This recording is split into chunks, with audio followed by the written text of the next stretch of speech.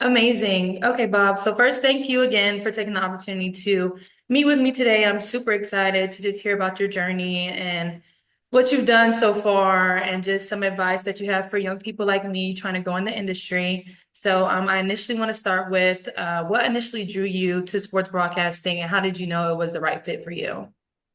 Well, Kayla, my story is a little different than most. I grew up in a small town in Salisbury, North Carolina, 200 years ago. And when I was 12, I picked up the telephone one day and called the announcer on duty at our small little radio station. Oh my And goodness. I told him, I said, I listen to you guys because you have a lot of sports on. And the guy said, well, come on down. I'll give you a tour of the station. And so my parents took me down, dropped me off. And the second, Kayla, I walked into that radio station, I knew that's what I wanted to do. And of course, I love sports. So I would go hang out every Sunday at the station. And Love that. and I was 12 years old. So I was like, get the guy a drink of water and take out the garbage and, just hanging out. Well, one day the sports guy shows up. He says, well, if you love sports and come help us broadcast these baseball games. And we were broadcasting, you may not even heard of the American Legion Baseball. Have you ever heard of that in the summertime? I have not. It's not big in Atlanta, but it is around different pockets in the country. Mhm. And it's basically high school baseball in the summertime. And they play for a national championship, and it's pretty big, and particularly in North Carolina at this time. And so the games were broadcast because the team was a state championship team. So I'm keeping stats and just hanging out, 12 years old. And one night the announcer says, are you ready to make your debut? I said, I guess I am. So I got the mic in the bottom of the seventh inning of this baseball game. And our first baseman hit a home run. Oh, And that was the start of it for me. I love that. And I'll tell you a cute story. So we had this little radio station was really pretty good. And that announcer turned out to be a Hall of Fame baseball announcer named Marty Brenneman. But we also had a news guy. We had a female police dispatcher in town, and he would call her in the morning to get the wrecks and all this stuff. She said to the news guy, Warner, did you listen to the American Legion game last night? Yeah.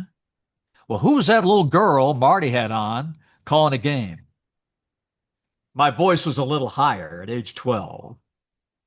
But that's how I started. That's how it began for me. And I hung around that radio station. Didn't do much, just kept stats and hung out, wasn't on the air. But when I got my driver's license at 16, that opened things up. I can Now, only imagine. now I could move around. And I wrote for the newspaper in town and I covered my high school team, which was great because I got the journalism perspective. hmm Then I had the broadcast perspective, two very different types of writing.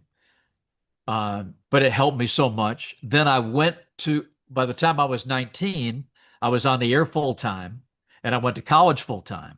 So like you, be at UGA and you were on the air in Athens every day. That's what it hmm was for me. And I was a speech major. So I was taking what I learned in the classroom and immediately applying it, on the air. hmm So it was the perfect thing for me. And I did football, basketball, baseball, studio, plus I'm working for this college. I'm the sports information director for the school and kept all the stats and everything. I wouldn't trade it for $1 million. It was so much fun. It was great. I was going from sun up to sundown and loving every second of it. Oh, I love that. I love that. And speaking, since you're talking about how you have the journalism and broadcast experience, similar to myself, I majored in journalism at UGA, and I'm trying to get more onto the broadcast side. So I really want to pick your brain on what role do you think that broadcasters play in shaping the way that the fans, understand and experience Oh, the game? it's everything. Yeah. Everything. I mean, your perspective, especially if you're on the radio, they can't even see it. Television, at least they can see the game. hmm Oh, yeah, it colors everything, the fans' experience. And I think that's why, you know, I'm old school, but I'm new school too, but I'm old school in that it's very, it's a very important to understand the power of the microphone. Hmm. We live now in a day and age where anybody can get on the air in terms of if you got a microphone, a laptop, an internet connection, you can quote unquote broadcast. But that doesn't mean you're a broadcaster. Hmm. There's a great responsibility that comes with this. And that's where all the training and all the practice and everything comes into play because the audience is counting on you to tell the story of that game or to tell the story in that newscast or the sideline report or whatever the case may be. So that's why I get my old school cranky pants on uh, when I'm not hearing that, shouting matches and going off half cocked. That's not sportscasting. That's not broadcasting. Broadcasting is telling the story of the game to the best of your ability with that excitement and that enthusiasm that I know you have and want to carry forward.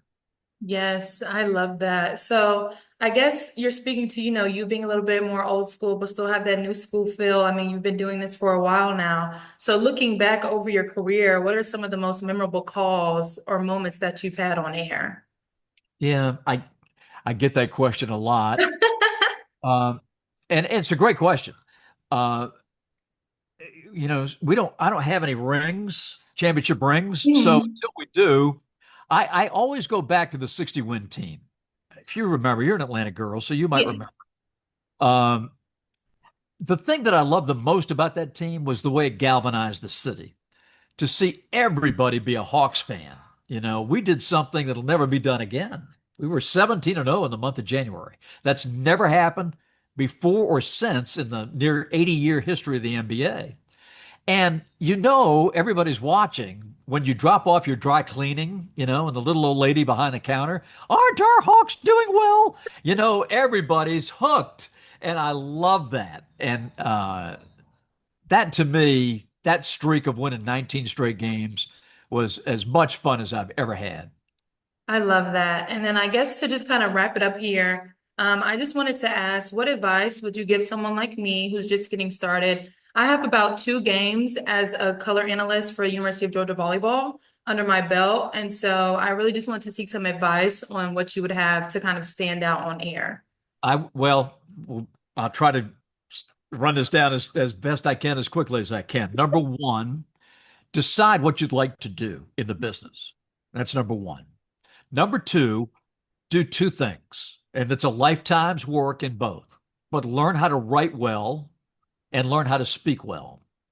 You have, because of the technology of today, you can record yourself on camera, listen to it back, and say, that was pretty good, or that wasn't so hot. And then you could try it again and again and again. And when you feel confident enough, take it outside and let somebody else look at it to say, okay, I want to do this volleyball or whatever favorite sport it is, and just say, what do you think? Okay. And Mhm. then the next opportunity you get, go back and try it again. Um, Maybe a little bit better, a little bit cleaner, a little bit, you know, more succinct. The thing about television is you've got to supply the subtitles to the picture that's on the screen. We can see what's going on. The play-by-play role is to tell you what you already see. Mhm. You turn into a Hawks game and you hear me call it, you can already see what I'm telling you. But the job of the analyst is to tell us what we don't see. And you do that with replays. Okay. The reason they were able to get that dig, that set, that spike, whatever the case may be, is because of this. Mhm. And then you're educating, informing, entertaining the viewer with the intricacies of volleyball as to why that happened. Okay. So you got to know the players, you got to know the strategy, you got to know the coaches, you got to know the rules, and all of that, you kind of mash it down into one little 10-second bite. And then another 10-second bite, and another 10-second bite. And that's how you put together that broadcast. Awesome. Well, thank you so much. I'll definitely keep that in mind when I get some more opportunities coming up here Yeah. soon. It's one of those jobs that looks glamorous from the outside, and then when you get into it, it's like, well, this is a little bit tougher than I thought, right? And Yeah, yeah, my first listen, game, I was extremely nervous. I was like, I yeah. played volleyball, I know volleyball, but it's like, okay, now you have to speak it to the way that people who've never played or watched volleyball before can understand it. In a language they can understand. Exactly. Insider knowledge is no good on the broadcast if you can't explain to the layman, Hmm. what's going on. John Madden was great at that because he could give you the casual fan with the boom and look at all that. But also, when he delved into the intricacies of a play, he could satisfy the big football fan who knew what was going on. So I think that's one of the challenges of doing this. But the big thing is get as many reps as you can. Even if it's sitting in the stands at the top row at a volleyball match, talking into your own microphone. Hmm. Just get in the habit, get in the groove of doing it. Well, that will do more for you than anything.